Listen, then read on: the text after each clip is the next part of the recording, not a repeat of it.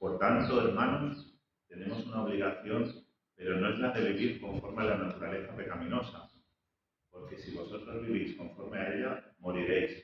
Pero si por medio del Espíritu dais muerte a los malos hábitos del cuerpo, viviréis. Porque todos los que son guiados por el Espíritu de Dios son hijos de Dios. Y vosotros no recibisteis un espíritu que de nuevo os esclaviza al miedo, sino el Espíritu que os adopta como hijos y os permite clamar: Abba, Padre. El Espíritu mismo le asegura a nuestro espíritu que somos hijos de Dios. Y si somos hijos, somos herederos, herederos de Dios y coherederos con Cristo. Pues si ahora sufrimos con Él, también tendremos parte con Él en su gloria. De hecho, considero que en nada se comparan los sufrimientos actuales con la gloria que habrá de revelarse en nosotros. La creación aguarda con ansiedad la revelación de los hijos de Dios, porque fue sometida a la frustración. Esto no sucedió por su propia voluntad, sino por la del que así lo dispuso. Pero queda la firme esperanza de que la creación misma ha de ser liberada de la corrupción que la esclaviza, para alcanzar así la gloriosa libertad de los hijos de Dios. Sabemos que toda la creación todavía gime a una, como si tuviera dolores de parto. Y no solo ella, sino también nosotros mismos, que tenemos las primicias del Espíritu, gemimos interiormente, mientras aguardamos nuestra adopción como hijos, es decir, la redención de nuestro cuerpo. Porque en esa esperanza fuimos salvados, pero la esperanza que se ve ya no es esperanza. ¿Quién espera lo que ya tiene? Pues si esperamos lo que todavía no tenemos, pero si esperamos lo que todavía no tenemos, en la espera mostramos nuestra constancia.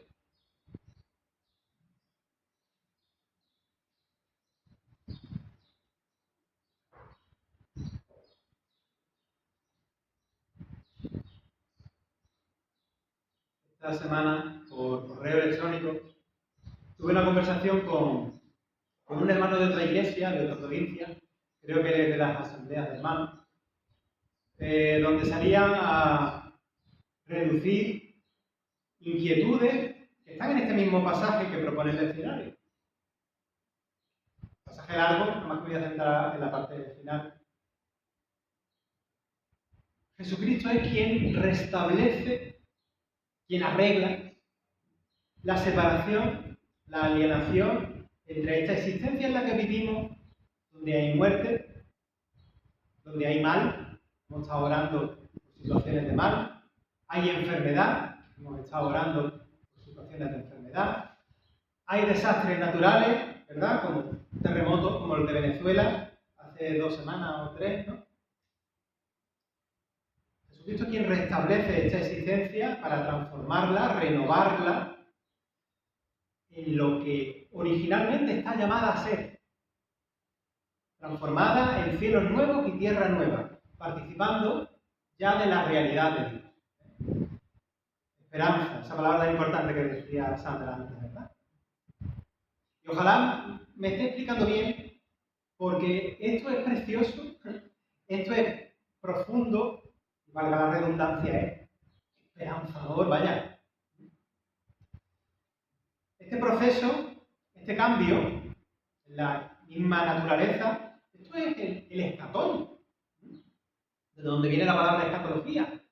Todo pasa por un juicio divino, donde el dolor, el mal, todo lo disruptivo, todo lo negativo, todo lo malo, queda sentenciado fuera, para pasar a la consumación del reinado de Dios, donde no habrá muerte, ni llanto, ni dolor. Como dice Apocalipsis 21, un pasaje que algunas veces también Fernando lo ha recordado, cuando a veces, ¿verdad?, que fallece alguien, pues es un pasaje que nos toca, ¿no? Que nos consuela y nos reconforta. No he predicado de la parábola del trigo y la cizaña, pero algunas veces siempre meto una cuña cuando me toca predicar de ese pasaje, y es que ahí vemos que la cizaña queda eliminada, ¿no? Y yo muchas veces digo, no miremos a nadie más, mirémonos a nosotros mismos, que también llevamos dentro de nuestra propia cizaña también, ¿no? Todas esas cosas malas que nosotros también tenemos, porque las tenemos, y quedará fuera, quedará destruida, quemada, ¿no? Fuera, no entra a pasar a la realidad glorificada en la presencia de Dios de su reino. Hay un cambio tan grande, pero es que esta es la esperanza cristiana. Y esta es la perspectiva amplia de nuestra fe, de nuestra esperanza en la resurrección. Pero a veces, y algunas veces lo hemos comentado nosotros, esta esperanza queda entaponada por cosas, por ideas nuestras, que la estropean y la emborronan y la contaminan, y de ser una esperanza pasa a ser otra cosa. Yo conozco el testimonio de personas que le tienen miedo profundo al juicio de Dios, o incluso a cuando estemos con Él. Lo viven con angustia, no como una esperanza, no como algo bueno. Entonces, ¿en qué hemos fallado? ¿En qué nos hemos perdido? ¿Qué es lo que estamos diciendo para que uno lo viva como lo contrario a lo que ha de ser? Y estoy hablando de personas de iglesia, no del que tú le preguntas por la calle. Y este pasaje enseña cuán grande es la obra redentora, rescatadora de Jesucristo, que envuelve a una creación que está como está. No lo digo solamente por cómo está hoy en día, por la contaminación o los incendios que tenemos ahora, no. La existencia desde siempre ha estado condicionada, ha estado rota, ha estado sujeta a lo perecedero. No me acuerdo cómo decía esta frustrada, creo que ponía en esta traducción, ¿no? Está afectada, está sometida a frustración. Sí, otra traducción como decía, a vanidad, pero vanidad como la vanidad bueno, perdón. Y está clamando por liberación, sí, es la palabra del Antiguo Testamento, pero bueno. La salvación de ese Dios que enseñorea sobre todas las cosas, esa salvación es un triunfo, piénsalo, tan grande, tan cósmico, tan abarcante, tan glorioso. Es verdad que el reino nosotros lo experimentamos y lo vemos germinar desde la semillita de mostaza, desde las cositas pequeñas, pero no significa que el reino cuando esté brotado del todo sea pequeño, o sea cutre, o sea... No, va a ser una cosa enorme, ¿no? Nueva. Y puede que lo que estoy diciendo, no sé si os sonará raro, porque a veces, no sé, nuestra cultura, nuestra sociedad, tiene sus cimientos en la antigua Grecia, ¿no? En la Grecia clásica. Y a veces arrastramos pues, esos pensamientos que algunas veces comentamos aquí, de la filosofía de Platón, o más bien el neoplatonismo, ¿no? Y pensamos, todavía arrastramos ideas de que si el cuerpo es la cárcel del alma, ¿no? O que la salvación será irnos a un cielo etéreo a tocar el arpa, ¿no? Como si la realidad corporal o material no tuviera nada que ver, ¿no? Porque confundimos, creo yo, a veces confundimos la escatología intermedia con la escatología final. No lo sé, pero esas cosas las tenemos ahí. Las llevamos arrastrando esas ideas. Pero la misma idea de la resurrección y lo que tenemos hoy aquí en este pasaje nos hacen ver que Dios es también el Señor de la naturaleza, o lo vuelve a confirmar que es el Señor de la naturaleza, de la nuestra propia, y de la que está ahí fuera, que tiene promesa de restauración, de transformación, de glorificación. No sé si esto lo pensamos demasiado. Yo creo que no. Y se han escrito obras de teología bastante agudas sobre estas cosas, considerando todo esto, ¿no? Desde los bichitos hasta el césped que tú cortas, o a la ensalada que te cenaste anoche, ¿eh? O el salchichón que te has comido esta mañana del pobre cerdito que... Como toda la naturaleza, animales y plantas, es amada por Dios y abierta a esa esperanza escatológica dada en Cristo. Lo vamos a ir viendo. Pensar las cosas al estilo griego y no al estilo bíblico, de esa ruaj que va vivificándolo todo, pues nos hacía pues, echar a las plantas o a los animales fuera, ¿no? Pero esto no tiene nada que ver con nuestro perrito, con nuestros gatitos, ¿no? no participan de ello, ¿no? Y a veces lo hemos intuido así, cuando en realidad, no me preguntéis cómo, ¿vale? No, esto no me hagáis luego la trampa, pero hasta las feísimas cucarachas tendrán su versión glorificada y no sé yo cómo va a ser eso. Con un hermano comentaba, ¿te imaginas que cuando todo en el reino de Dios, en esa glorificación también de los animalitos, podamos tener conversaciones y todo con los bichos? No sé, estoy echando mucha imaginación, pero quién sabe, ¿no? ¿Quién sabe? Yo creo que a veces la sorpresa que Dios nos tiene guardada van a ser más grande de lo que nos podamos pensar, ¿no? Tengamos claro que Dios ha creado, algunas veces lo recuerdo, no por necesidad, porque Dios no tiene ninguna necesidad de ningún tipo. Algunas veces en el mundo evangélico, no sé por qué, se dice que Dios tiene como la necesidad de nuestra adoración, como si la adoración nuestra fuera el combustible que nosotros le damos para que Él coma, ¿no? O algo así. Pero se plantea como una necesidad, ¿no? Dios no tiene necesidad de ningún tipo. Y Dios no crea por necesidad, Dios crea por amor. Y ese amor de un Dios eterno, que no es como el amor humano, ese amor hace que las cosas que Él mismo crea, desde su misma creación, estén llamadas a perennidad. Por tanto, la muerte, que afirma la caducidad de las cosas, no tiene la última palabra. Esa última palabra la tiene Dios y se ha pronunciado en Cristo. Yo siempre creo que otros años lo he hecho, ¿no? Poner el ejemplo de decir, yo como padre, si yo me planteo a mí mismo, así, humano como soy, si yo fuera un humano eterno y voy a tener unos hijos, y esos hijos nacen y crecen y ahí están, yo a esos hijos los quiero un montón. Pero si esos hijos, yo voy a ser eterno, mis hijos van a ser finitos, en esa eternidad van a durar 5 minutos para por la eternidad, ¿yo qué hago el resto de la eternidad? Voy a dolerme, voy a vivir dolido. Piénsalo ahora en Dios, que no es un amor humano, que es un amor eterno y perfecto, y esto se eleva a la máxima potencia. Pienso en el poema de la creación, en Génesis, que siempre tiene esa coletilla en la obra creadora. Y vio Dios que era bueno, y vio Dios que era bueno, y se va repitiendo, ¿no? Como un estribillo. Siempre se habla, o en círculos reformados, se habla de la caída original. Pero qué poquito se habla de la bondad original de Dios. Y esto es parte de esa bondad original de Dios. Dios lo crea y lo ve bueno. Su sentencia es que es bueno. Y en el credo apostólico comenzamos diciendo, creo en Dios Padre Todopoderoso, Creador del cielo y de la tierra.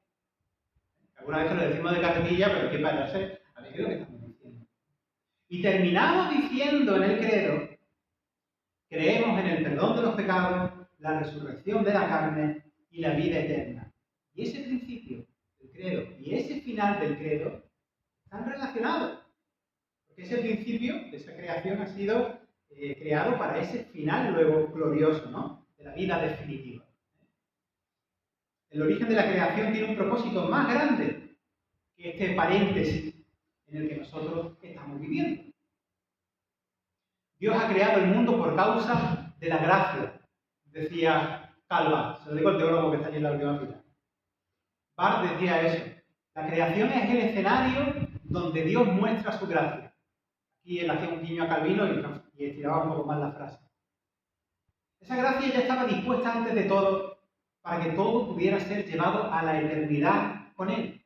Cuando veas un bosque, cuando veas una maceta, cuando veas el mar, piensa eso, ¿no? Cuando descubres los tesoros que hay debajo del agua, o cuando veas la naturaleza, o piensa en esto. Lo que ha ocurrido con la obra de Cristo es un acontecimiento que afecta a la totalidad de la obra creadora de Dios. Muchas veces, para explicar la salvación a los niños, se le hace un dibujo donde por un lado está el ser humano, ¿verdad? Luego hay como un precipicio, ¿no? Un precipicio profundo, y después está Dios. El ser humano no puede cruzar ese abismo para llegar a Dios. ¿Por qué? Porque es un abismo. No puede, es imposible. El abismo entre una creación afectada por el mal, por el pecado, como estado de las cosas, y un Dios perfecto. ¿Os suena el esquema? Me parece que alguna vez lo hemos puesto aquí para algo, ¿no? Solo el evento de la salvación en Cristo tiene esa función de puente que puede llevar el ser humano a Dios. ¿Os suena el esquema o no? El dibujito. Pero es que ese dibujito para niños, en realidad, está bien, pero habría que darle más profundidad todavía. Es verdad, el abismo separa esta existencia alienada, rota, o en palabras de San Agustín, caída, de un Dios que es totalmente otro. Pero el puente que Cristo pone es más maravilloso de lo que muchas veces creemos, que ya es maravilloso de por sí. Es tremendo. La obra de Cristo es perfecta. ¿Os suena esta palabra? Porque así como el ser humano en Cristo va a Dios, Dios ha venido a nosotros en Cristo y vuelve en Él para poner en juicio, para poner en buen y santo orden, para renovarlo todo, a la creación me refiero, y brindar la resurrección de todos nosotros. Y cuidado, a ver si lo estoy explicando bien, porque esta idea del cielo nuevo y tierra nueva no tiene que ser necesariamente la idea del planeta Tierra. ¿Me explico? No tiene por qué ser eso. Creo que los testigos de Jehová lo entienden así, ¿no? Y no sé si los adventistas o alguna otra corriente cristiana, pero no necesariamente tiene que ser así, sino que es algo nuevo, que sabemos que está en continuidad con lo que hay, al mismo tiempo hay cultura y continuidad. ¿Cómo es eso? Ya se lo preguntaremos al Señor, yo no lo sé, ¿vale? Pero sí que hay esa continuidad glorificada de las cosas, pero al mismo tiempo hay un no, decir, hay cosas que no. Y no necesariamente tiene que ser una bola del mundo, no sabemos ni lo que es. Sabemos que es algo bueno, que es nuestra esperanza y que lo estamos esperando. Pero que es, no sé, no puedo aquí sentar cátedra, ¿no? Pero sí que sabemos eso, ¿no? Yo hago nuevas todas las cosas, ¿no? Hay continuidad, pero al mismo tiempo es nuevo, hay ruptura, es todo nuevo, ¿no? Hay una novedad, hay una sorpresa novedosa. Bueno, dicen los teólogos, yo lo comprendí en su momento, no sé que esto es muy filosófico, no sé, que Dios, para crear, se ha como contraído, se ha replegado en sí mismo y crea algo nuevo, distinto a Él. Es decir, nosotros no vivimos en Dios. Sí que es verdad que decimos, en Él nos movemos, en Él vivimos, porque la Ruá, el Espíritu vivificador, está en toda la creación, pero una cosa es la naturaleza y otra cosa es Dios. O una cosa es el universo y otra cosa es Dios. Hay gente que le dice, ¡ay, pídele al universo que no sé qué! El universo es el universo. El universo, los multiversos, lo que haya, todo eso es creación de Dios y es otra cosa distinta a Dios. ¿Vale? Dios ha querido amar algo distinto que no está en Él, que está fuera de Él, aunque al mismo tiempo está sujeto a Él. No sé si esto es demasiado filosófico o no sé cómo nosotros lo podemos hablar. Decía Calvar que no podemos hablar de Dios. Tenemos que hablar de Dios, pero no podemos hablar de Dios. Es una paradoja, ¿no? Porque nuestro lenguaje está muy limitado para comprender todas estas cosas. Pero esto no es Dios, este aire no es Dios, ese árbol de ahí fuera, aunque está vivificado por Dios, no es Dios, esto no es Dios. Nosotros no somos panteístas, ¿no? Sabemos distinguir que una cosa es Dios y otra cosa es todo lo demás. De hecho, viendo que en la naturaleza hay muerte, esos árboles que se ven del patio, esa planta que se ven del patio, pues no son eternas de momento, ¿no? No son Dios, esas plantas mueren. La propia naturaleza gime, decía el texto que hemos leído, ¿no? Vemos que esta realidad no es Dios, está gimiendo para que sea liberada de la esclavitud de su propia corrupción. Dice el versículo 21, a la libertad de los hijos de Dios. Ella aguarda, dice el versículo 19, que llegue la manifestación de los hijos de Dios. ¿Por qué? Porque luego le toca a ella. Nosotros somos las primicias del Espíritu, dice el versículo 23. Las primicias del mundo nuevo. Lo vuelvo a decir al teólogo que está en el fondo. Tillich, el teólogo por Tillich, dice que nosotros somos los primeros frutos del nuevo ser y que el universo va después. Y si hubiera vida inteligente, pues iría a lo mejor a la par de otros planetas, me refiero, iría a la par que nosotros, y si no es inteligente, irá después. La expresión primicias del Espíritu es importante por lo que decía antes, la Ruá, el Espíritu, de alguna manera está vivificándolo todo en la naturaleza. Pero, los que estamos en Cristo, de una forma especial, que somos nosotros templo de ese Espíritu, con un acento tremendamente mayor, es una cosa que nosotros ya estamos participando de ello. Y eso también será para la naturaleza cuando todo sea glorificado y Dios sea en todo, como dice Pablo en 1 Corintios 15, 28. Y en Colosenses 1, 19, 20 dice que agradó al Padre que en él habitase toda plenitud y por medio de él, de Cristo, reconciliar consigo todas las cosas, así las que están en la tierra como las que están en los cielos, haciendo la paz mediante la sangre de su cruz. O sea, la obra de Cristo tiene un alcance enorme, que algunas veces nosotros, para explicaciones de, ¿cómo se dice?, de una catequesis de urgencia para presentarle el Evangelio a las personas, lo decimos muy rápido. Pero hay mucho más, hay mucho más.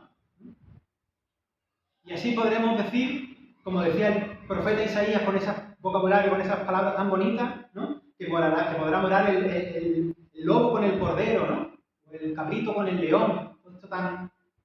Claro, será toda una cosa renovada que ahora mismo no nos cabe en la cabeza. Así que Pablo simplemente en este pasaje de Romanos nos está diciendo a nosotros que tanto amamos la naturaleza y que oramos por ella como hemos hecho antes, ¿no?, y por una buena mayordomía de ella, una buena administración de sus recursos, nos dice que la naturaleza está en espera. Esto se le ha llamado en teología expectatio creaturae. No sé si mi latín es bueno o no. Y en 1516 ya Lutero estaba escribiendo sobre estas cosas, o sea que no me lo estoy inventando yo para el culto de hoy. Si me queréis regañar, tengo un poco de excusa. Bueno, eso es la tradición nuestra, la Iglesia Católica habla de esto. Nosotros ya estamos reconciliados con el Dios por medio de Cristo. La creación espera el momento en que todas las cosas sean por fin reconciliadas. No sé si quizás este sermón ha sido así como muy abstracto, ¿no?, con palabras muy filosóficas. No sé. Pero da gracias y da gloria a Dios. Que lo que Él ha prometido, la vida que Él da, no solo es maravillosa, sino que es una gracia enorme. Dios es amor, es profundo amor. Y vuelvo otra vez a lo del credo. Creemos en el perdón de los pecados, en la resurrección de la carne y en la vida eterna. Lo maravilloso que está por venir. Para todo, ¿no? Creación y promesa se encuentran en lo que está por venir. Así que ten esperanza y da gracias. Soy de oro.